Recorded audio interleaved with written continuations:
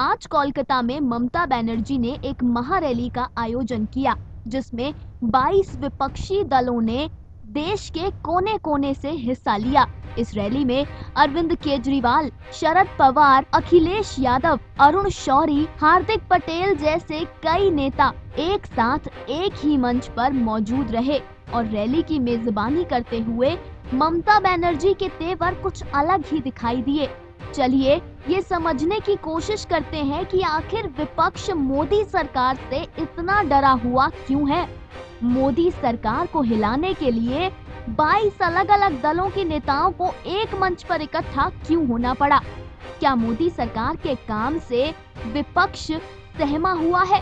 क्या विपक्ष ये जानता है कि मोदी सरकार ने इतना काम किया है कि 2019 में एक बार फिर से उनकी सरकार बन सकती है? ये जानने और समझने के लिए आइए आपको लेकर चलते हैं मोदी सरकार की उपलब्धियों की ओर और आपको बताते हैं कि अपने कार्यकाल के दौरान मोदी सरकार ने क्या क्या अहम फैसले लिए हैं। सबसे पहले बात करते हैं भ्रष्टाचार मुक्त सरकार के भाजपा के दावे की।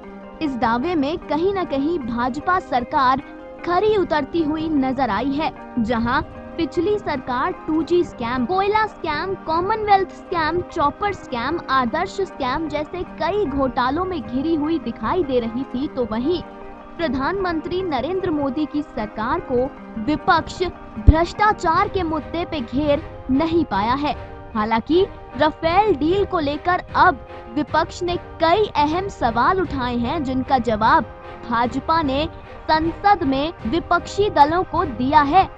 विपक्षी दलों के पास फिलहाल राफेल पर भाजपा पर आरोप लगाने के अलावा और कोई ऐसा तथ्य नहीं जो ये साबित कर दे कि भाजपा ने राफेल डील में कोई घोटाला किया है, यानी कि भ्रष्टाचार के मामले में मोदी सरकार पिछली सरकार के मुकाबले सफल रही। अब बात करते हैं जन धन योजना की। ये सरकार की दूसरी बड़ी उपलब्धि मानी जाती है। 2014 में स्वतंत्र दिवस के मौके पर इस योजना को लागू किया गया था। इस योजना का मकसद देश के कई लोगों को बैंकिंग सुविधा से जोड़ना था। जहां विपक्ष एक तरफ ये कहती है कि जन धन योजना एक बड़ा फ्लॉप है, तो वहीं आपको बता दें कि इस योजना के तहत 31 करोड़ से ज्यादा लोगों को फायदा मिला है। आपको ये भी बता दें कि इस योजना को Guinness book of world record में जगह मिली है और ये दुनिया की सबसे बड़ी योजना कहलाती है। जीएसटी की बात करते हैं। प्रधानमंत्री नरेंद्र मोदी इस पर अक्सर कहते हैं कि जीएसटी पर भ्रम फैलाया जा रहा है। जीएसटी क्या है? चलिए ये समझने की कोशिश करते हैं। जीएसटी का मतलब है एक राष्ट्र एक टैक्स।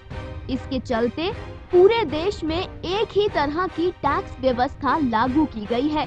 जीएसटी लागू होने के बाद ये माना जा रहा है कि ये वित्तीय क्षेत्र के सुधार को लेकर एक बड़ा कदम है। बता दें कि पिछली सरकार ने भी जीएसटी लागू करने की कोशिश की थी, लेकिन वो इसमें नाकाम रही थी। अब आते हैं भाजपा की अगली उपलब्धि, उज्ज्वल योजना की तरफ। उज्ज्वल योजना उन परिवारों के लिए वरदान है जिनके पास गैस कनेक्शन नहीं था।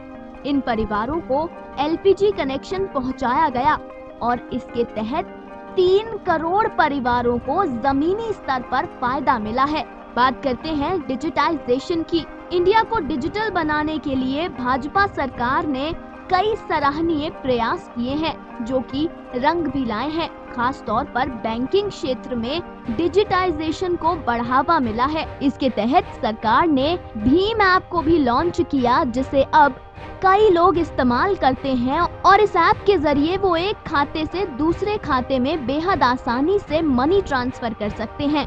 ये सरकारी ऐप है, इसीलिए सुरक्षा की भी कोई चिंता नहीं। अगली अहम योजना जो मोदी सरकार के लिए एक बड़ी कामयाबी रही, वो थी उड़ान, जहां मिडिल क्लास फैमिली के लिए हवाई जहाज का सफर करना सपने जैसा था, तो वहीं मोदी सरकार की इस योजना ने उनके सपने को सच करने की तरफ पहल की है। उड़ान के तहत आम आदमी को हवाई सेवा उपलब्ध करवाने की कोशिश की गई है और 128 रूटों पर सस्ती दरों पर फ्लाइट उपलब्ध करवाई जा रही हैं। यानी कि अब उड़ान के तहत आम आदमी भी हवाई जहाज से एक जगह से दूसरी जगह सफर कर सकता है। वहीं स्वच्छ भारत अभियान भी मोदी सरकार की एक बड़ी कामयाबी रही।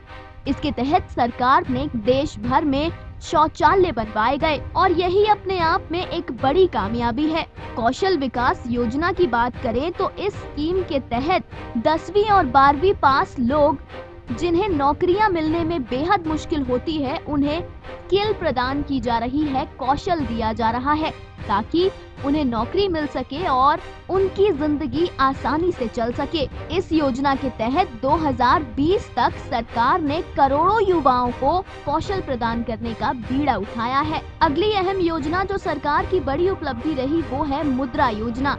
मुद्रा योजना के तहत मोदी सरकार उन लोगों को लोन प्रोवाइड कराती है जो कि अपने कारोबार की शुरुआत कर रहे हैं। अगर आप बैंकों से लोन लेने जाएंगे तो आप कागजी कार्यवाही में ही फंस जाते हैं। बैंक को अलग अलग तरीके के कागज उपलब्ध करवाने पड़ते हैं, लेकिन मुद्रा योजना के तहत बेहद आसानी से अपना कारोबार खोलने के लिए बैंक से लोन ले सकता है। इसके तहत state bank, bank of India, Indian bank, Punjab national bank, Canara bank और कई अन्य बैंक लोन देने का कार्य कर रहे हैं। साथ ही साथ पारदर्शिता, ट्रिपल तलाक, स्किल इंडिया जैसे कई अहम मुद्दों पर सरकार ने सराहनीय काम किया है। इसके अलावा भाजपा सरकार की एक और खास बात जिस पर सरकार की हमेशा सराहना होती है वो है सरकार का जनहित में फैसले लेने का रवैया। जिस तरीके से पल भर में डीमोनेटाइजेशन लागू कर दिया गया, जिस तरीके से पल भर में सवर्ण आरक्षण के लिए संसद में बिल पेश किया गया, उससे ये साफ जाहिर होता है कि भारतीय जनता पार्टी देश हित के लिए रिस्क तक लेने को तैयार हो जाती है। और शायद यही कारण है कि मोदी और अमित शाह की जोड़ी से विपक्षी दल डरे हुए हैं और 22 दलों के नेताओं का एक साथ एक ही मंच पर आना अपने आप में ये साबित करने के लिए काफी है कि प्रधानमंत्री नरेंद्र मोदी की सरकार ने वाकई देश हित के लिए काम किया है। शायद इसी डर से आम आदमी पार्टी के अध्यक्ष अरविंद केजरीवाल ने ये तक कह दिया कि 2019 का चुनाव प्रधानमंत्री का चुनाव नहीं है, बल्कि मोदी और अमित शाह को इस देश से भगाने का चुनाव है। गौर कीजिए कि इस महारैली में 22 विपक्षी दलों में से किसी ने भी देश हित की बात नहीं की। किसी ने ये नहीं कहा कि किस तरीके से देश का भला किया जाए, बल्कि हर कोई ये साबित करने पर लगा हुआ था कि मोदी और अमित शाह की जोड़ी देश को बर्बाद कर देगी। ये महारैली सत्ताधारी सरकार भाजपा की नहीं बल्कि विपक्षी दलों की बौखलाहट का ही नतीजा है। Final cut, news desk. मनोरंजन से लेकर राजनीति तक, अजब गजब से लेकर ऐतिहासिक तक, हर अपडेट के लिए सब्सक्राइब करें